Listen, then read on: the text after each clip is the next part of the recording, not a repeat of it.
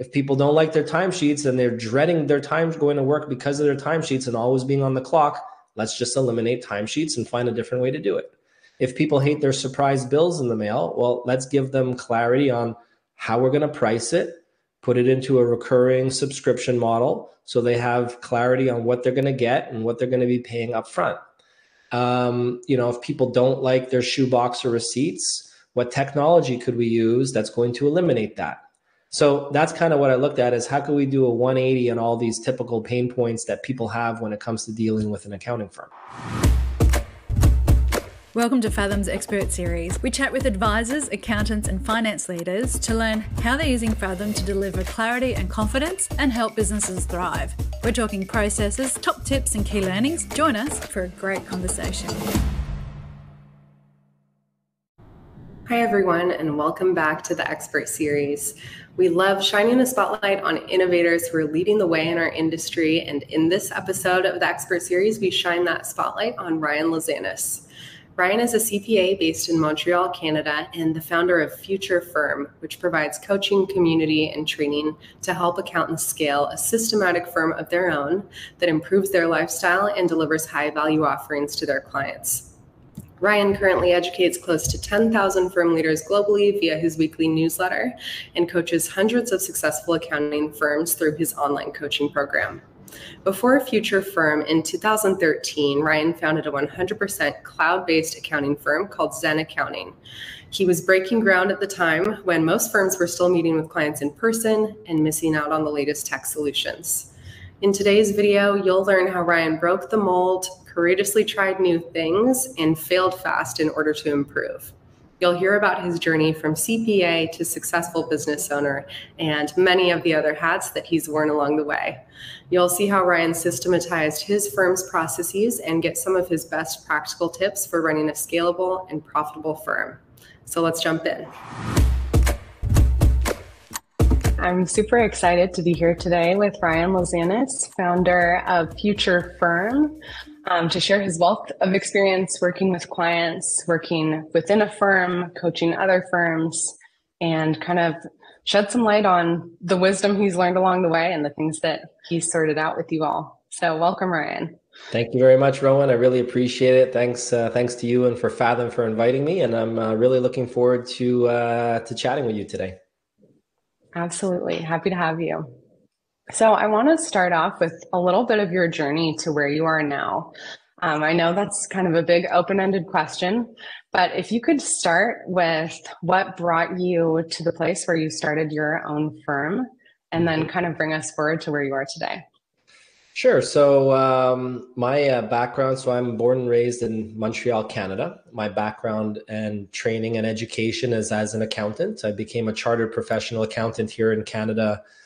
I don't even know how many years ago now, but maybe about 20 years ago. And, I worked in a small accounting firm for about 5 years.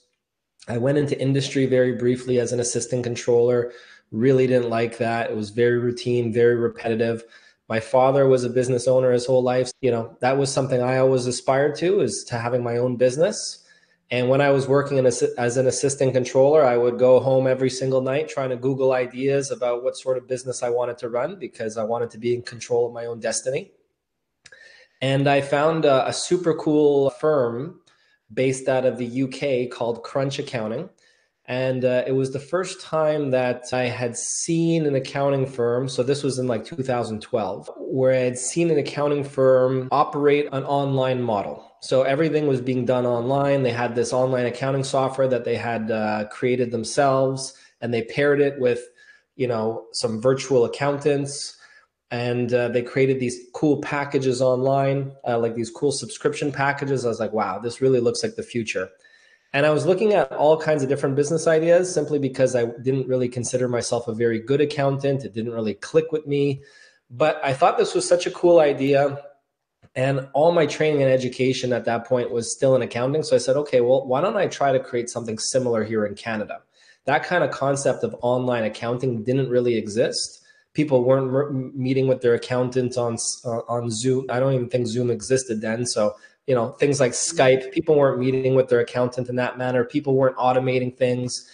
And I think I identified more as an entrepreneur than an accountant. And I felt that there was so much pain that people had to go through in the typical traditional accounting firm business model, whether it's the clients, whether it's the team, whether it's the, the people running the firm, so many pain points. So I listed down all those pain points when I started my firm, Zen Accounting, in 2013.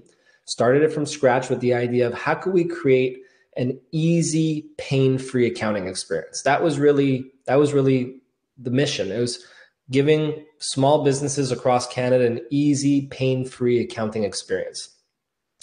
So there's a number of things that I had a ton of ideas. The problem was I was a first-time business owner. I was still quite young. I had no experience when it came to, bringing on clients, really managing clients, marketing. I had zero experience. I had never hired or managed anyone in my life before. And I was really starting from scratch.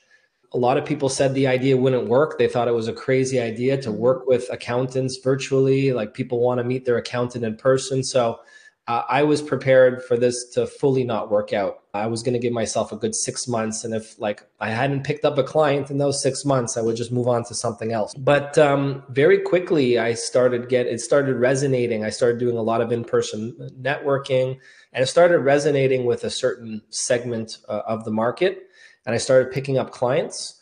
The problem was that, I wanted to run this business to give myself a better life. I wanted to not drive myself into the ground like I saw many other partners or firm owners do when they ran their firms. And I just didn't know how to operate that kind of model. So I made a ton of mistakes. I fell into a lot of pitfalls. A lot of them cost me, good chunks of money, a lot of time, and a lot of stress. And ultimately, I think I realized I was more of a systems thinker. And I was able to put together a system to help take my firm from scratch all the way to acquisition in just 5 years. So it was acquired by a large corporate services firm based out of Europe. They're based in the Isle of Man, which was a very interesting experience. I had to fly over there. Yeah, that's cool. And sign the deal to get it done. Yeah, so I could check that off my list. I've been to the Isle of Man before. Not a ton of people can say that. Exactly. So that was a cool experience. So I've seen, the ups, the downs of running the firm, and I've seen it all the way to fruition to a successful exit that I was very happy with. And I knew exactly what I wanted to do next. So I wasn't like, I knew I wanted to start Future Firm. I knew I wanted to help other firm owners skip past that trial and error phase and be the resource I wish I always had when I was running my firm, to help provide firm owners with a firm that gives them a very good lifestyle. One that, after coaching hundreds of firms, so Future Firm is a media company that provides, tactical resources and templates and content to help them, scale their firm, systematize their firm, and work less hours. But we've also started a coaching program called Future Firm Accelerate around 3 years ago. And we have over 700 successful students around the world that are in the platform, collaborating with one another in our community forums, getting access to self-paced training to help them implement a modern model that reduces their workload and gives them a great lifestyle. They get access to coaching when they need help, and a variety of other resources and templates. And really, I just designed this around the firm I wish, the resource I wish I always had.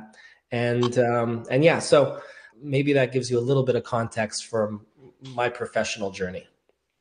Yeah, thank you. That's great background and an inspiring story. I mean, good on you. That's pretty bold just to dive right in, knowing that I haven't done some of these things before out in the wild, but I see this model and I like the way that they're doing this, and I'm just going to try it. And I'm sure you learned so much along the way just from, just diving right in and doing it and I learned a lot figuring it out. I learned a lot from failing, basically. And I think it's a great way to learn, but it's not an efficient way to learn, and it's not a pleasant way to learn. And that's why I want to help people skip past that pain, skip past that pain and help them save a lot more time. Right. I love it. One question, I have a few questions off the back of that, just as you were talking, that come up, but one of them I'm curious about is, How did you, when you first started your firm and you kind of gave yourself this 6 month timeline, if I don't get any clients by then, if it's just not getting off the ground, then I'll close up shop and pivot to something else. How did you market your firm? What were some of the things that you tried and what worked to get that first group of clients? So one day maybe I'll do a presentation on all my biggest marketing failures because I think people would, I think some of them are quite brutal, but I think, we were not trained in marketing like accountants and bookkeepers and tax experts and advisors have very little marketing expertise, do not enjoy it, and don't have time for it. I actually enjoy it. I probably consider myself more of a marketer than an accountant. But when I started, I had no clue what to do. So I went to a lot of in-person networking, which is not an efficient form of marketing. It's not scalable. You will pick up clients here and there, but you have to put yourself out there quite a bit. And, I was heavily, and still am heavily introverted, quite shy. So going up to these in-person networking events was not always my favorite thing to do. But I wanted to find things that were more scalable. So I said, okay, let me leverage the internet. Let me see how I could find clients on the internet. And I think my very first marketing strategy was finding business directories online and finding people's email addresses and literally cold emailing them out of the blue, basically spam. And I got literally zero out of that. So that didn't work out. I bought a 200 or 300 page book on Google AdWords. And it was one of the worst books I ever read. It was incredibly boring and dry. And I tried to implement that myself and it just didn't work out. It didn't work out either. I tried to run giveaways where, a lot of our clients were in the tech space. I said, okay, let me get these banner ads on this popular tech blog and promote 1 free year of accounting services. And all you got to do is like our Facebook page to be entered into a draw to win. And I think at the end of the month campaign, after thousands of dollars spent for a small firm at that time was quite a lot. I think we got 16 likes with the one that won the draw took the 1 year of services and then left after that 1 year. So lots of failures, but I ended up landing on, I was passionate about what we were trying to accomplish or what I was trying to accomplish at the time, which was we wanted to show businesses that there was a different way to get their accounting done. And if they thought their accounting was painful, this is a new way to look at things. And I had an article that I put out on this tech blog called Online Accounting and the Death of a Dinosaur. And the death of the dinosaur was the traditional accounting firm. And that got some attention. That got, some engagement and got some comments and I got some emails from it. And as soon as I saw that, I said, all right, I got to double down on this. I got to write more articles. So I was doing a lot of guest blog posts and I didn't have any blogging strategy, but because most firms weren't engaged in any blogging, I was able to rank very well on Google and we had very good SEO. And most of our clients came from Google. It was not competitive at all at the time. We did a lot of blogging and that's really what did it for us was the blogging, the SEO, the search engine optimization. And then we did some other partnership marketing activities with other vendors and partners in the space. But blogging was the big one that we did well with. It's so interesting to me that even reading that big Google AdWords book and kind of figuring out what you could do on that side, having that not really take off, but the content, and of course, your content was really speaking to something that people were feeling. It sounds like that was resonating with people, and probably just kind of took off. And the timing. So that was probably early 2000s. It sounds like about 20 years ago. You said. I launched the firm in 2013 and started blogging around that time. And we were just hitting all the keywords online accounting Canada, online bookkeeping services, all kinds of popular keywords, and people were finding us. We had one viral marketing activity as well, but because we were servicing the tech space, I learned about Bitcoin very early on. So I learned about Bitcoin in 2013. And there was a lot of these Bitcoin entrepreneurs at these networking events that I was going to. And I said, you know what? And Bitcoin was on its first upswing. That's when it first gained like public notoriety, is like it's on its first upswing. And I said, you know what? Why don't I put out a press release advertising that Zen Accounting is the first accounting firm in North America to publicly accept Bitcoin as payment. And that started circulating through the media. That started circulating online. We picked up a bunch of clients. We got a lot of attention from that. We were in newspapers. So like, I mean, I don't think I banked on that happening, and it's very difficult to plan any kind of viral marketing activity, but I think that was the one that certainly stuck out. Yeah, and it sounds like being willing to just kind of throw things at the wall and see what sticks. It sounds like that was part of the method. It's just, I don't know for sure that this is going to work, but I'm just going to try it. I think that's a really good point. And I think that's kind of how I've approached business all along, is to just jump and just try it out. And I think that's one thing that a lot of firm owners don't do very well, is they're over calculating. That could lead to a standstill. And that kind of goes against innovation and moving your firm forward and moving the model forward. And I think that's kind of innate as well. So for me, I just like to say, okay, let's try it out and let's see what happens. Like, I've assessed these risks. There's no major risks at hand. Like, let's just try it out and to see if it resonates with anyone. And if it does, double down on it. If not, just stop. Yeah. Yeah, that's great advice. I think we hear from a lot of people that that's kind of the biggest obstacle, or the hardest part, is just diving in and going for it and being okay with not having all the answers. You can spend a lot of time thinking about what the outcome might be and the likelihood of it going one way versus another way, or you could just do it, figure out what happens next, and then move from there. I love that. One more question on the firm. What are you most excited about right now at Future Firm? I think what I'm most excited about is the fact that we're helping promote a business model that's really focused on lifestyle. I'm not saying it's not important to have financial independence and get the kind of money that you want from your business, but out of the hundreds that I've been coaching through the program, people want a comfortable income, but what they want more than anything is more time with their family, more time on vacation, more time for their hobbies, more freedom, more flexibility. And I think there's more of a trend to that kind of model these days. I think before it was really like hyper focused on growth and scale at the expense of work-life balance. And I think that's really heavily skewing in the other direction now. So that's kind of what I'm most excited about, is how can we create the best business possible for you that's going to give you the lifestyle that gives you the freedom and flexibility you want, with the opportunity to scale it up to the level you please as well. Yeah, that is super exciting. You mentioned when you were looking to start your original firm and working with clients that you just kind of saw how painful it was on both sides of the process. Mm-hmm.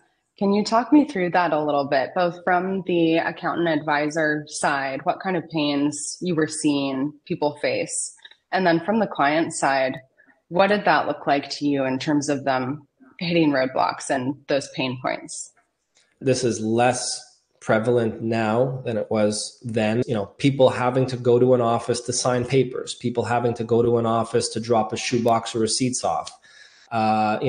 Displacing yourself to having to see your accountant, getting surprise bills in the mail for services you might not have explicitly agreed to, having timesheets at a firm. So I try to look at all those pain points and provide a 180 on them. So if the team, eventually I want to hire people.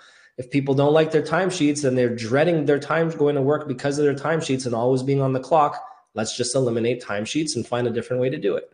If people hate their surprise bills in the mail, well, let's give them clarity on how we're going to price it, put it into a recurring subscription model so they have clarity on what they're going to get and what they're going to be paying up front.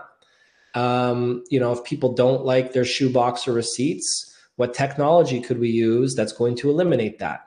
So that's kind of what I looked at, is how can we do a 180 on all these typical pain points that people have when it comes to dealing with an accounting firm. Yeah, all the things that just make it more cumbersome, or even maybe make some people a little avoidant or like dreading those conversations. Yeah, that can be taxing for sure. The other thing the other thing, not to cut you off, is people complain about their accountant not being proactive.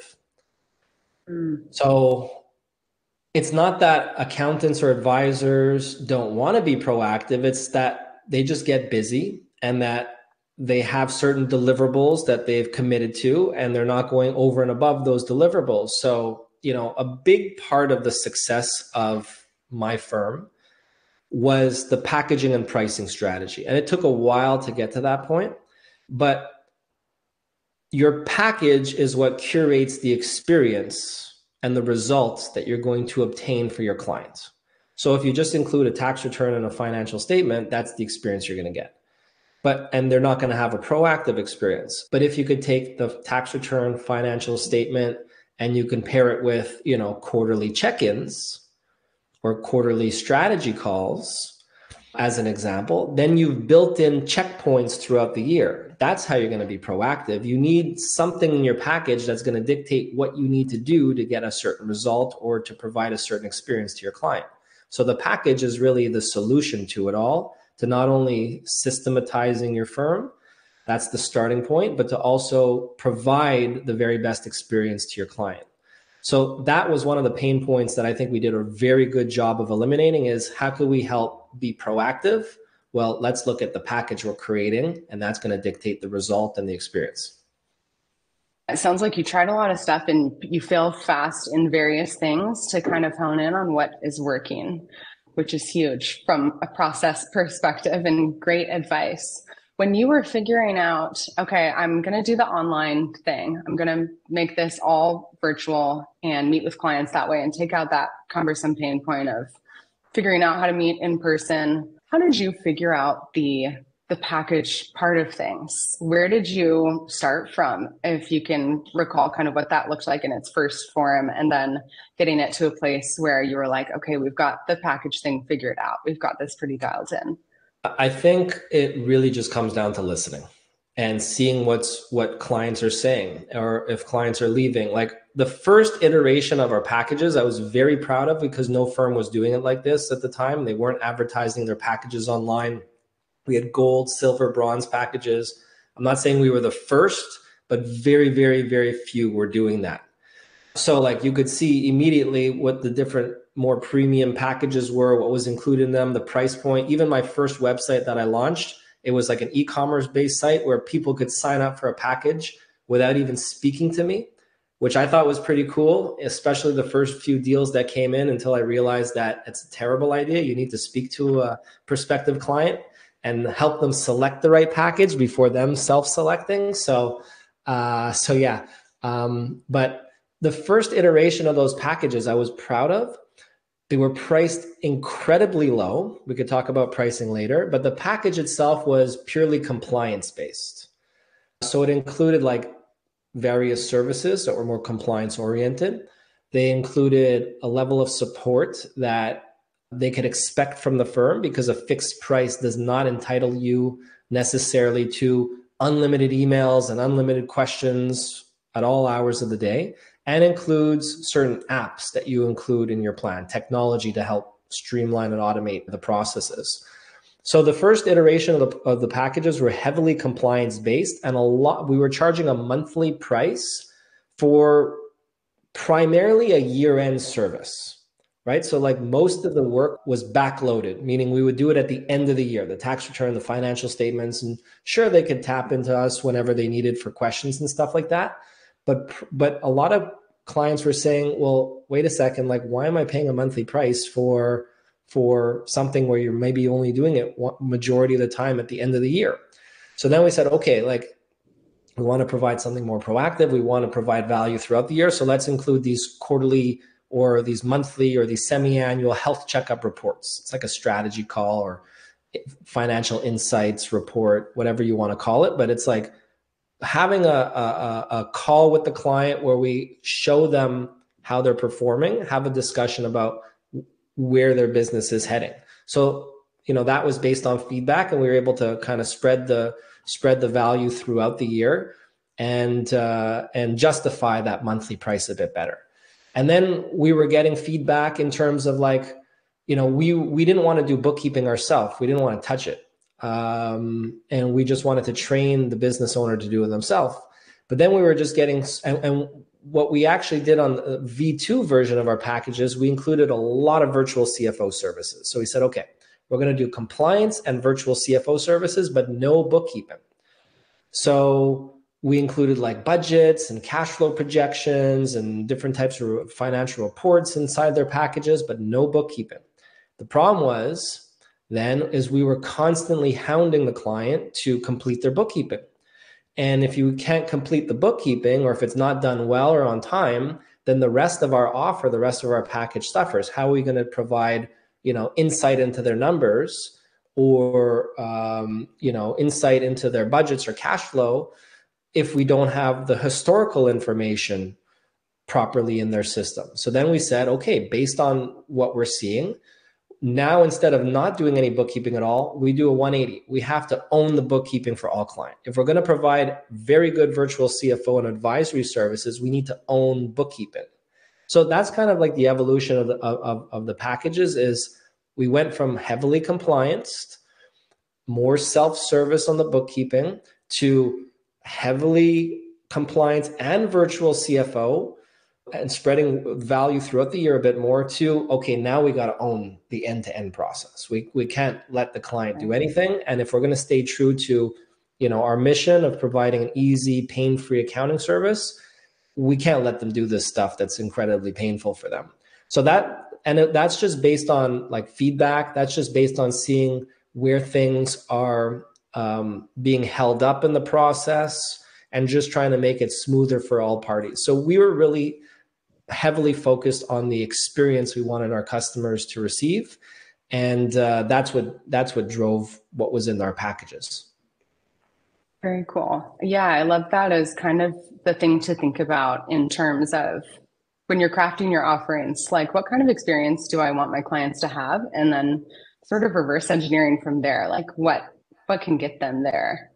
That inspired a few questions. One that I was thinking of is just, it sounds like you got good feedback throughout.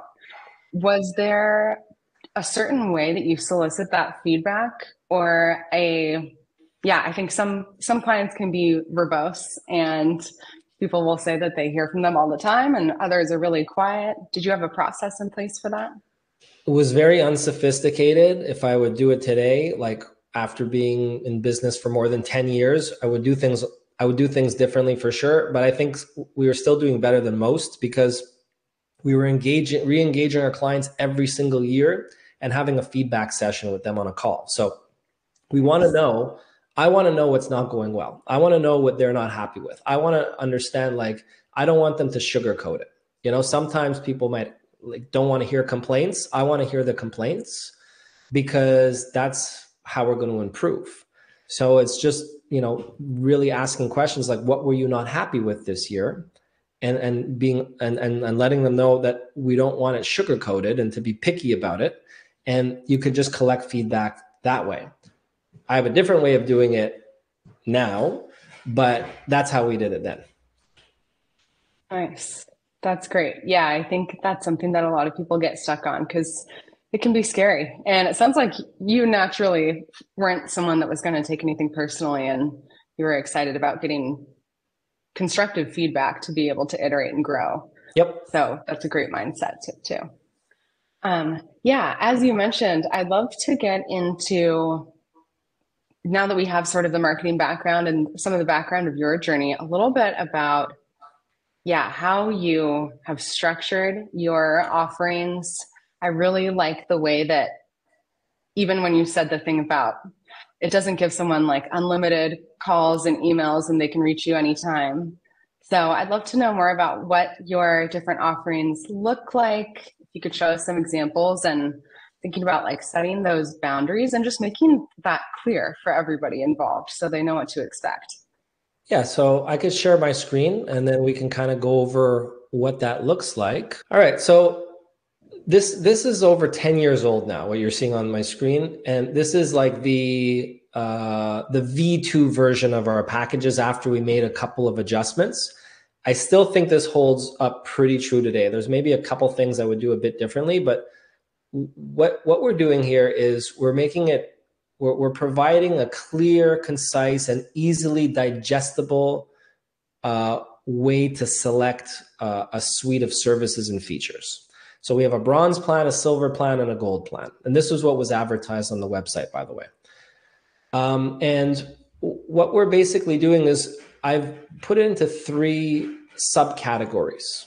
So we have the services on the left-hand column, which are like your deliverables. These are the things that you're committing to completing.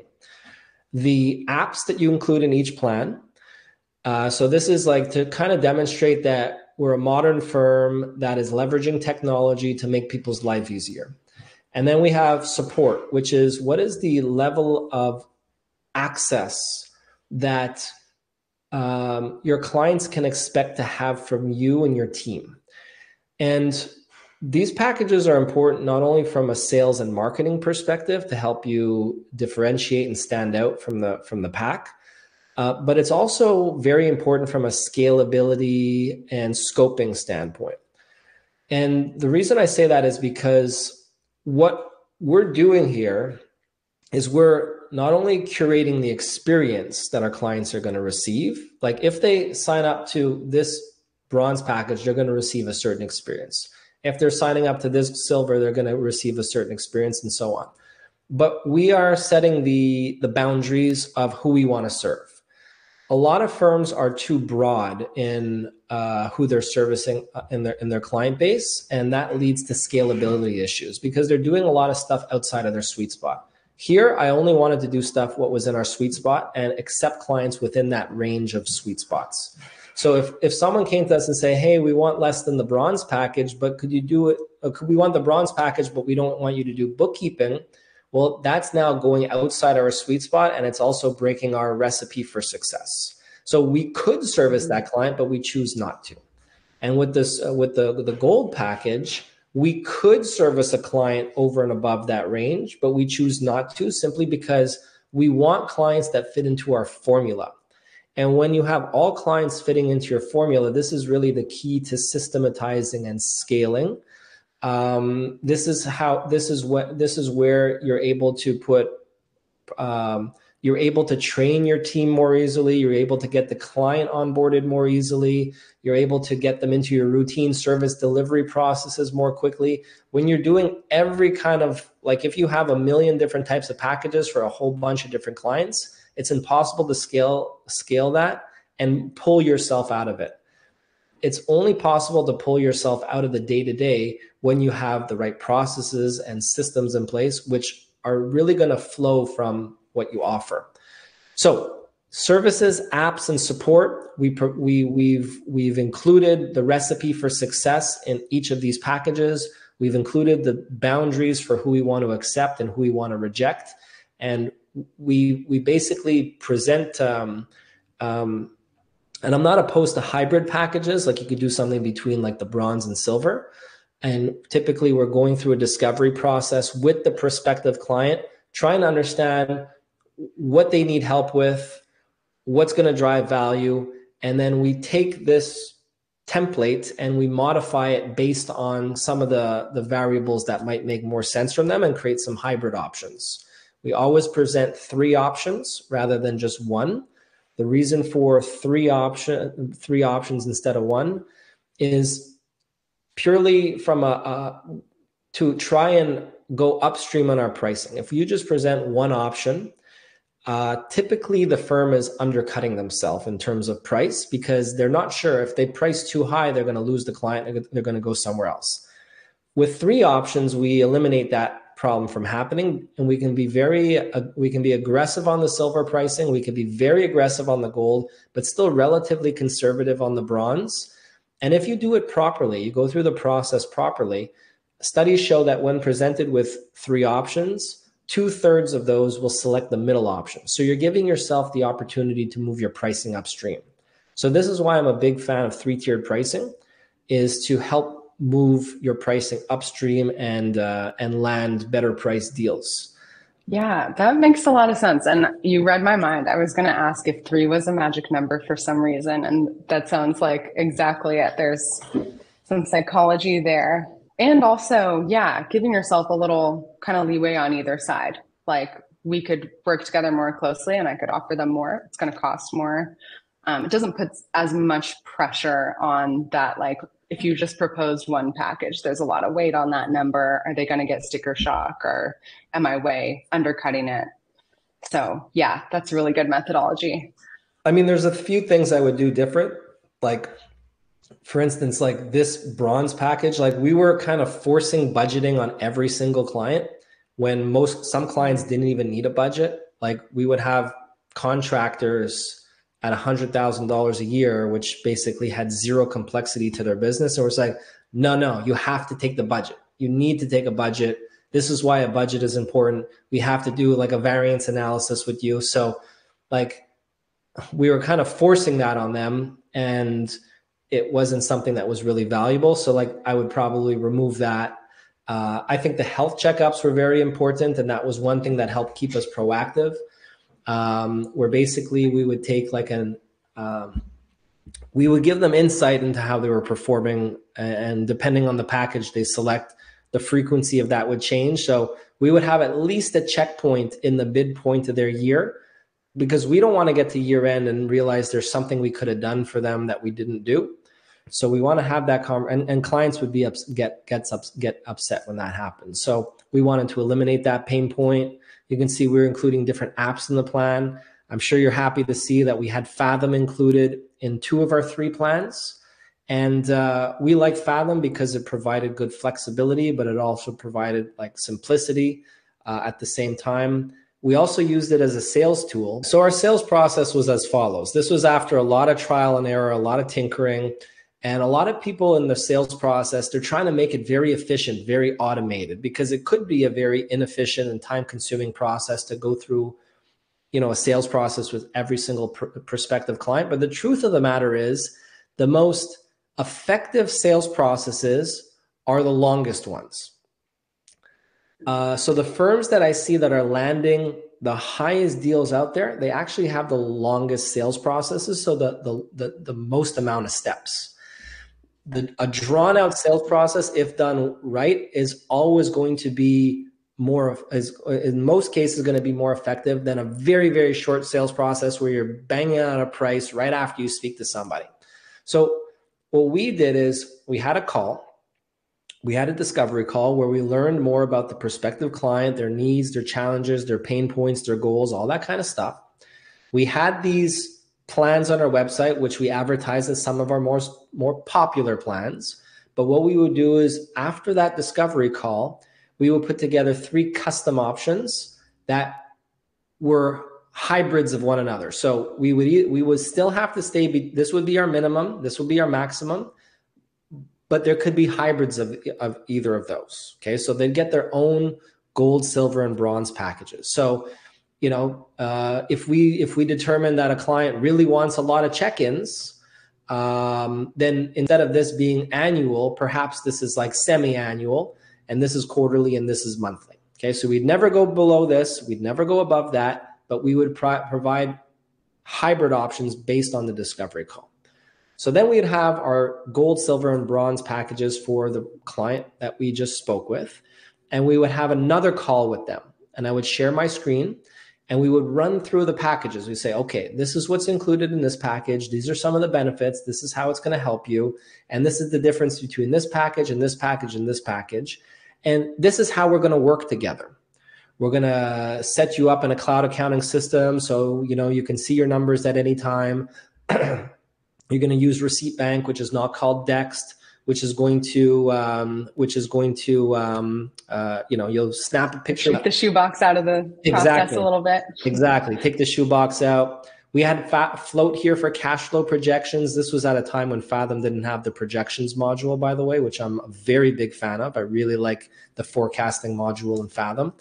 And then we would have Fathom. And I'll share my screen and just kind of show you high level of what we would do.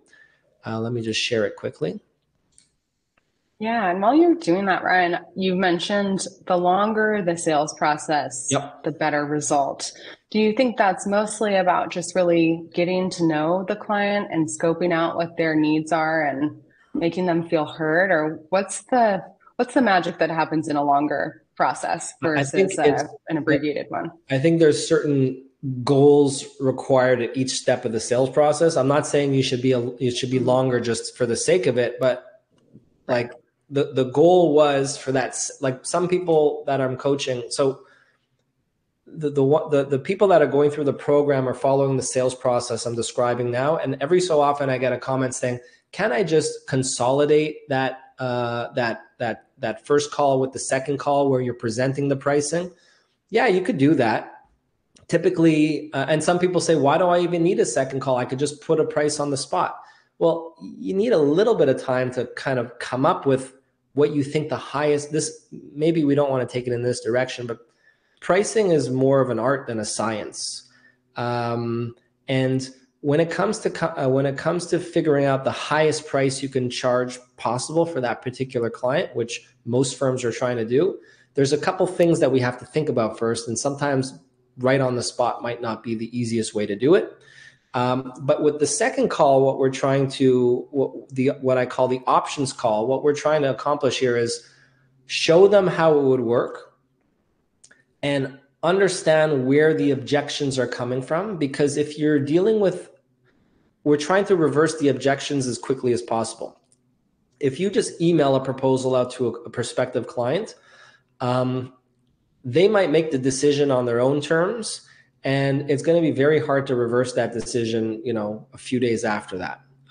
But if we have that second options call, we're going to be able to see the objections right then and there, and you'll be able to help guide them or help reverse those objections right on the spot.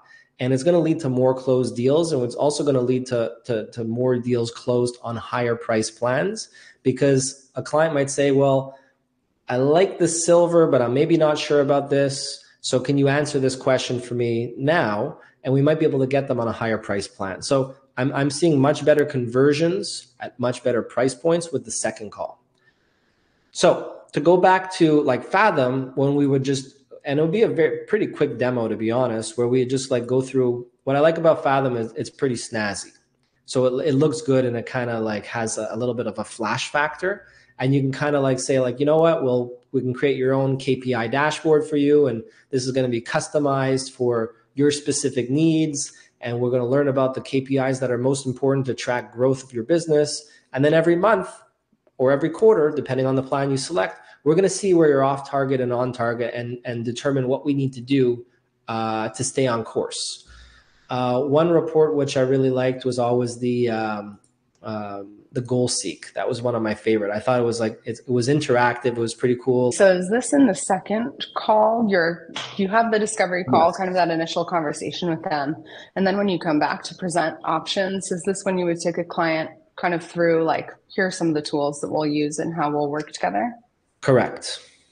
That's on the second call. So assuming we wanted to increase our profitability ratio from 50% to 100%, it's going to show you what you need to do. So let's say like we need to increase sales volume by X%. So let's say we change price by 2%. It's going to show you how close you are to reaching your goal. Say the profitability ratio just adjusted itself. So this is a good interactive tool to spur those discussions with your client, because ultimately that's what the advisory service is all about, is about the discussions that you're having with your client. And how could we engage in deeper discussions and give them deeper insights? So I do like the interactivity of tools like this. But truthfully, one of the reasons why we showed Fathom in our sales in that sales process is because there was a bit of a flash factor. People like the UI, and people can kind of visualize how they might be able to work with you in a different kind of manner. So it sounds like you're attracting the right kind of clients, and I'm just thinking of your chapter of being a firm owner and working directly with clients. And I'm excited also to get into what you've learned from the firms that you work with. If someone is Let's say you've kind of gone through the discovery process with them. They seem like they could be a good fit. And once you get to these tools, what if my client just isn't engaged? Or what if this doesn't speak to them?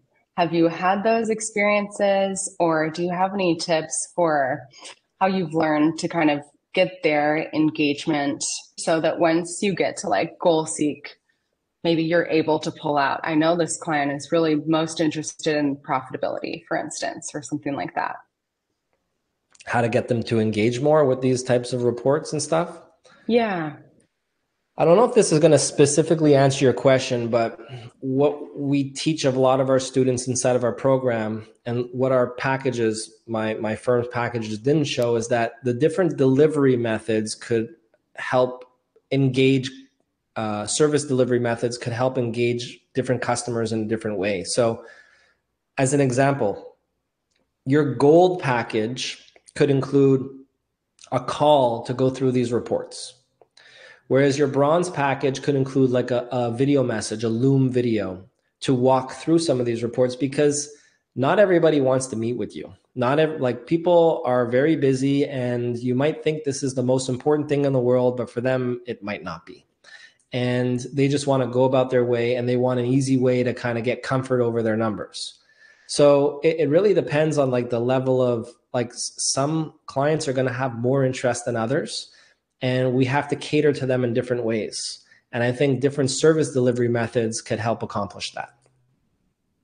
Like we would have some clients at our firm where we'd say, you have to take a call with us. You have to take a quarterly call with us. You can't be a client if you don't take that quarterly call and go through the report with us. And we would be pushing them and say, hey, you didn't schedule your call with us. We need to go over the numbers. And maybe they just don't want that call. Maybe if you just have like a little 3-minute video going over the highlights, that's enough. That's enough that provides them the value that they need. And if they have questions, they're going to reach out. So it's kind of meeting them where they are. Yeah, it sounds like there's a happy medium between outlining your offerings and being clear about what those are, but then also really hearing what a client is looking for and flexing a little bit to what is a best fit for them. Correct. Awesome. So as I mentioned, I'd love to get more into your current work with firms. And to start that off, what's the biggest pain point or challenge that you're hearing from firms when they look at their work with clients? What's their biggest hurdle right now? One of the biggest ones is how do I eliminate myself from being the bottleneck where everything funnels up to them? You know, they are running their firm, they're dealing with the sales, they're dealing with the marketing, they're trying to deal with strategy, they are, hiring people or managing people, they are dealing with quality control, they're doing some client work, they have the most pressing issues always bubbling up to them. They're providing compliance services, advisory service, they're doing it all, they're spread very thin. And that works fine when you're 1 or 2 people at the firm, 3 people at the firm. But as you start growing, the bottleneck issue just becomes bigger and bigger, and then they just have to work a lot more hours. So the bottleneck issue tends to be one of the biggest issues that we're trying to solve for. Right. Yeah. And that makes sense. And I'm sure as you start a firm, like it's kind of your baby. So you've learned about all of the different aspects, and it makes sense that you'd want to probably have some control, or some people are more or less like that. But yeah, what would you say for overcoming that? Is it delegation, hiring the right people? Obviously, there's some process, and systematizing is huge. But yeah, what would you say is the biggest kind of shift to unlocking that one? It's actually a bit of all that, Rowan. So maybe we got to get you inside of our program and you'll be one of our coaches, because you might have the solution. But we have a 6-step system that we call the Firm Freedom System. And it starts with, what do we need to do first to help avoid that? What are the big levers that we need to be pulling to help avoid the bottleneck issue as you scale? And it really starts with packaging and pricing. It really starts with making sure, do I have an offer that's scalable? Do I have something that if I have 100 clients on it, am I going to be in a position where I can kind of scale? If I have hundreds of clients on this, can my offers scale? So as I showed you before, we had bronze, silver, and gold packages. If we have clients on all those packages and it's all the same types of recipes and formulas to getting things done, it's going to be infinitely more scalable than if you have a mishmash of different service offers for different types of clients. So it really starts with that and making sure you're pricing it properly, because the busiest firms I see are the ones that that are undercutting themselves. They're doing too much for too little. They're spreading themselves too thin. If we understand some pricing theory, you need less clients to make the same amount of money.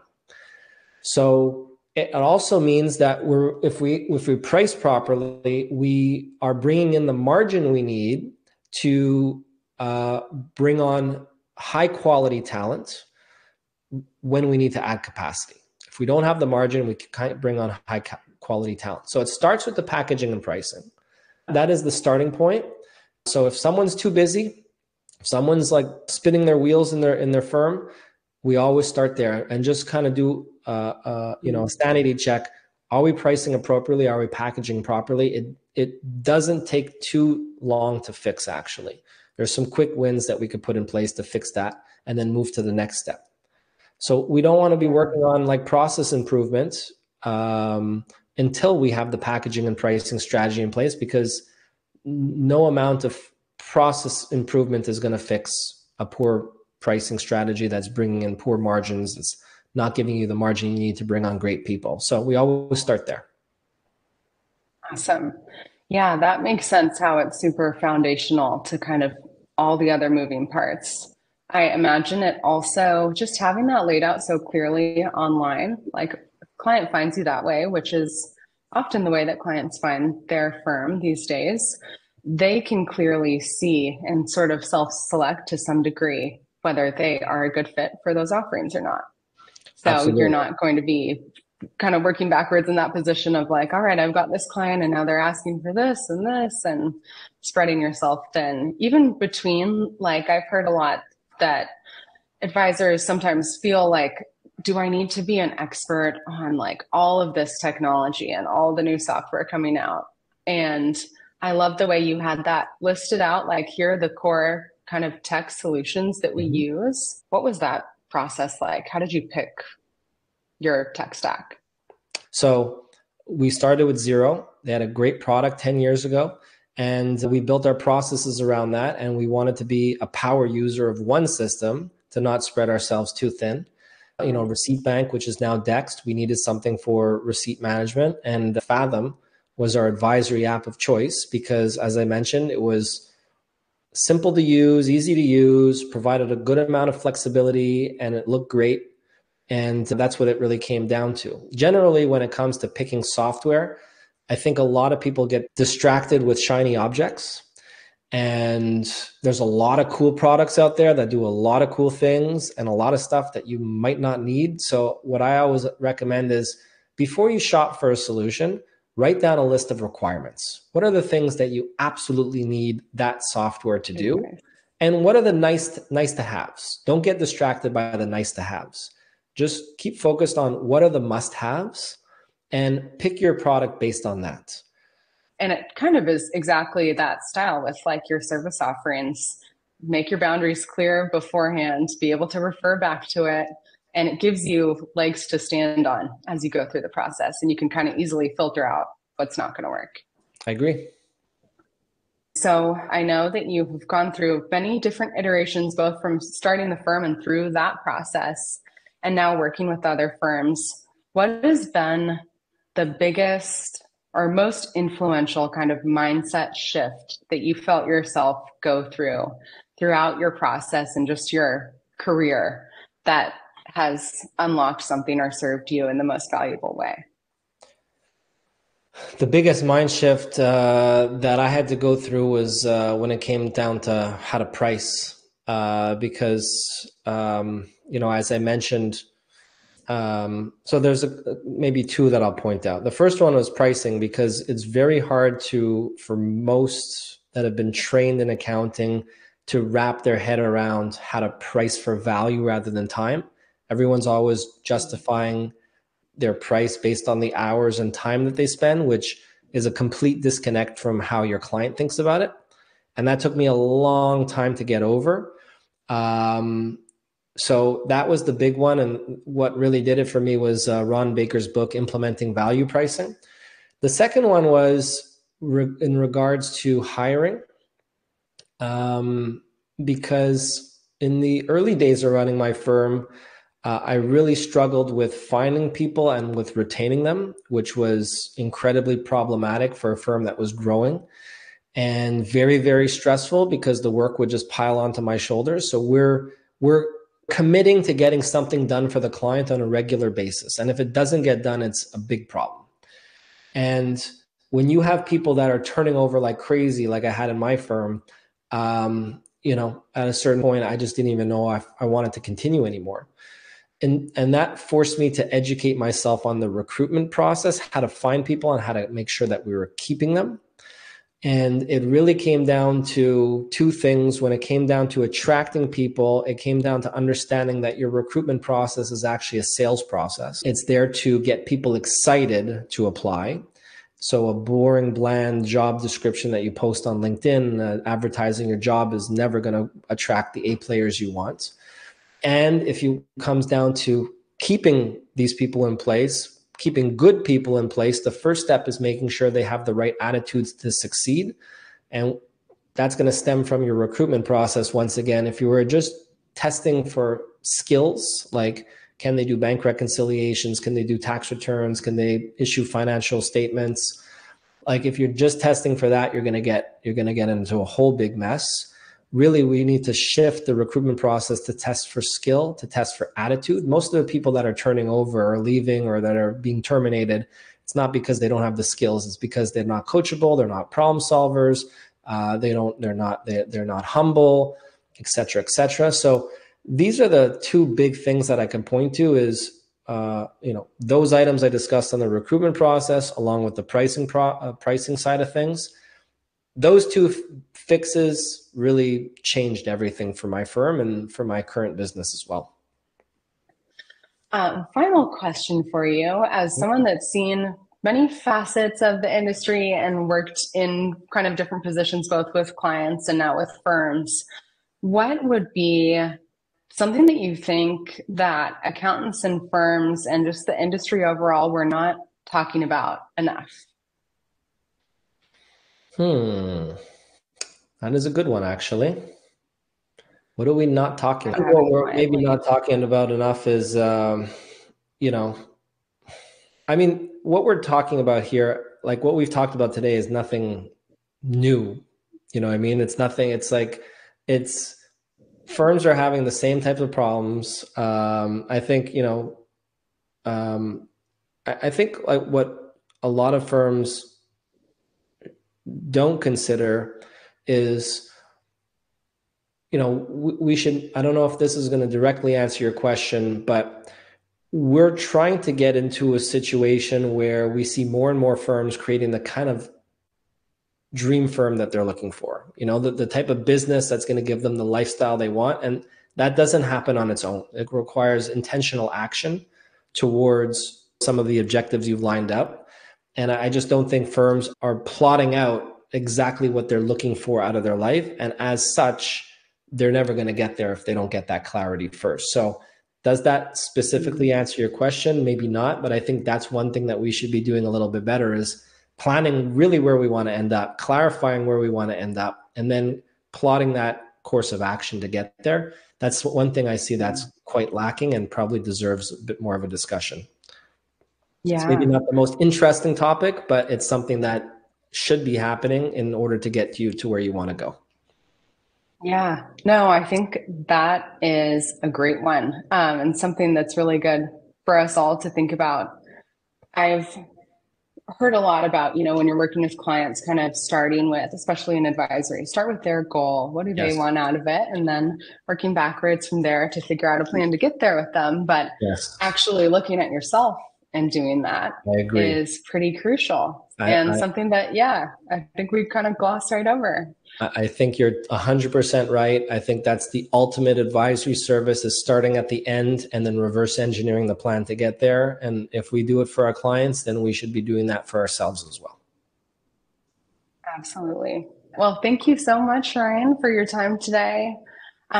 We will be linking out to where you can find Ryan and more of his wisdom.